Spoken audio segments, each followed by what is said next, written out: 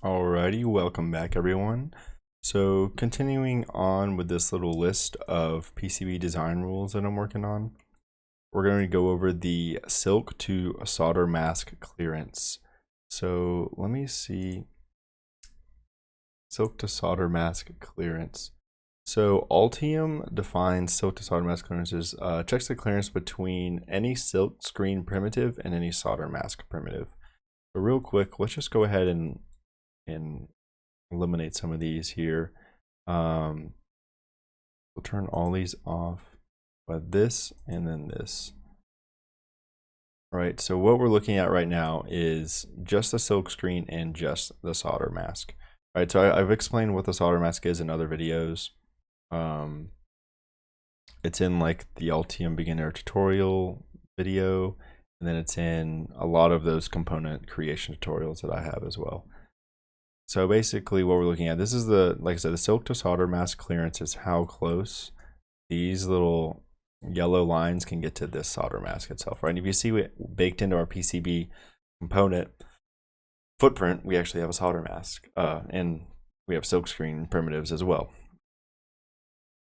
So I actually ended up Googling around online to figure out what to set this as, because fab houses, I mean, if we'll take a look at the number and realize that it's honestly, the number is like 0 mils.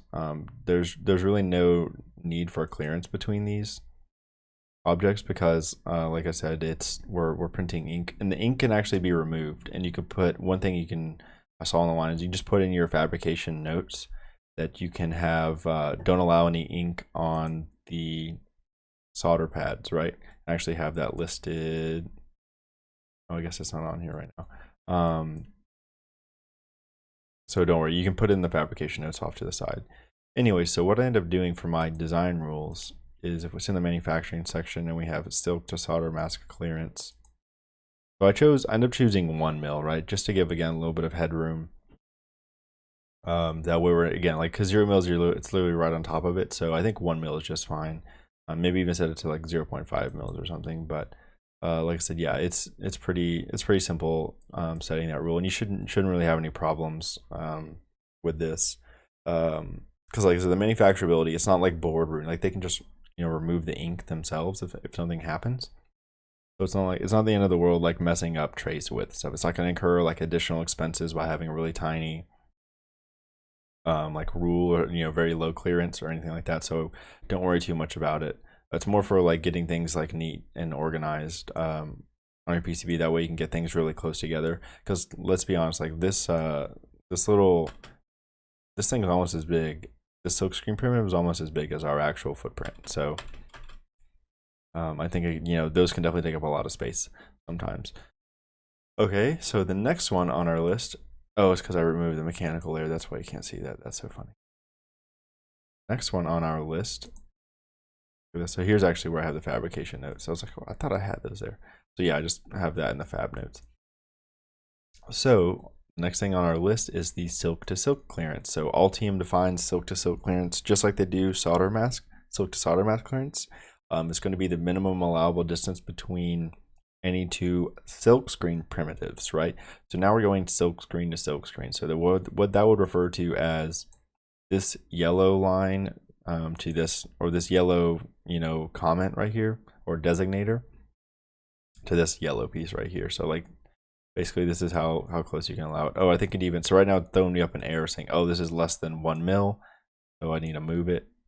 Well, right now it's right on top of it, but it's pretty neat. This is another thing that the Altium little rule wizard, it'll give you little indicators right here, which is actually really cool. So our constraint is so low that we could technically put this right here, right? We could thread the needle, so to speak. That's pretty nifty, actually. I wouldn't recommend that, but still, I think it's pretty cool you can do that. So yeah, that covers pretty much the silk to silk clearance and solder mask clearance. So the next one I want to talk about is the solder mask expansion one. So that actually refers to, and maybe I'll even go to, I have a footprint I can open up as well. But that literally refers to, if we go to on our top layer as well. That's just the amount of like the circumference around the amount of like the perimeter around our actual pad that the solder mask will expand to. So let's go ahead and take a look at this PCB library to see what exactly we're talking about. So here we'll go to a surface mount component capacitor. So if we look at this pad, if we click on this pad right here,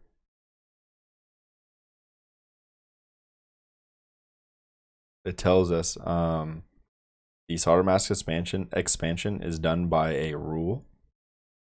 And I think if we just switch like to freedom units real quick. Solder mask expansion is done via rule of 4 mil. So basically what it does is it takes this pad right here, and we see that it's 43.386 by 55.079 mils, and just adds 4 mil to this side. And well, actually we'll measure. I don't know if it's 4 mil to each side or if it's 4 mils total. So let's just do a little measure distance. I don't know why it's. Let's go.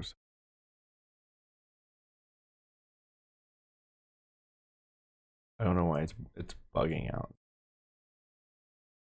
Oh, it's because my grid is set to. Okay. So we'll just, here we can hit control. If you hold control, it removes you from the snap grid, so you can like get really, really tight. So here we're starting at this pad, and then we go out. And here, so it's roughly 4 mils. We zoomed in, yeah. So we're sitting right at 4 mil. So it's 4 mil to each side of the pad, and then that's how much your solder mask will expand, basically, right? So that should be pretty self-explanatory. And the way I ended up setting that rule, this is like the default rule, and this is just a,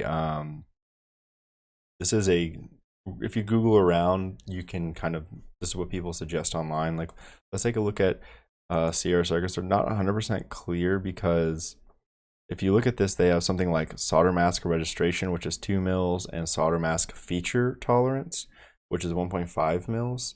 So these are kind of referring to like how accurate they are with placing the actual solder mask, right? Because there is going to be a little bit of error, because it's sort of like whenever you like make a stencil of something and then you just try to lay it down over it, if that makes any sense. What is a good way? I don't know, sort of like a puzzle, kind of, maybe. When you try to replace the puzzle pieces back in the right spot, then there's going to be like a little bit of error. There's going to be a little bit of shift. So you need to have some expansion, or else the solder mask will end up covering the pads. So that is how you like set that rule, right? And so like I said, mine set the default is the default rule in Altium to 4 mils, and that'll do you just fine. So alrighty, so the last one we will cover in this video is going to be the solder mask expand, or sorry, it's not actually listed on here. I guess I left it out. So there's more than 9. There's at least 10. It's going to be the solder mask, minimum solder mask sliver. So if we hit rules, manufacturing, it says minimum solder mask sliver. So what it is, this is the amount of space, like the thinnest part of the solder mask.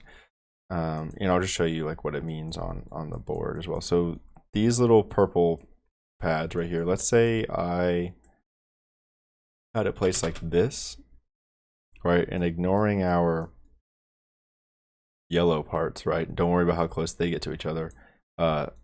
This little part in between each, like this little space in between the solder mask primitives, that's referred to as the sliver, right? Because what happens in the manufacturing process, if this gets too thin, this little piece can actually flake off, and it'll actually like contaminate. Like they use this like corrosive acidic bath to kind of create stuff like this, I think. And so they said it can actually get on other boards and cause failures of boards and stuff like that.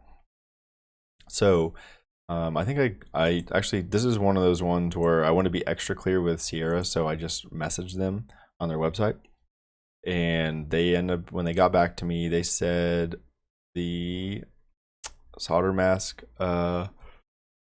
don't know if they put solder mask sliver. I know it was 4 mils is what they set theirs to. So I think I have mine set to 7 mils right now, just for like extra headroom. Because I just wanted to be extra safe with this one, because like it has dire consequences, and 7 mils is like more than enough when you're considering like other constraints, like these things, how close they can get together and stuff like that. So 7 mils is definitely, it's more than enough, I think. So yeah, so that'll pretty much wrap up this part of the like video series. Next part we'll go over, like the rest of it, we'll go over hole to hole clearance and some other stuff like that. But yeah, thanks.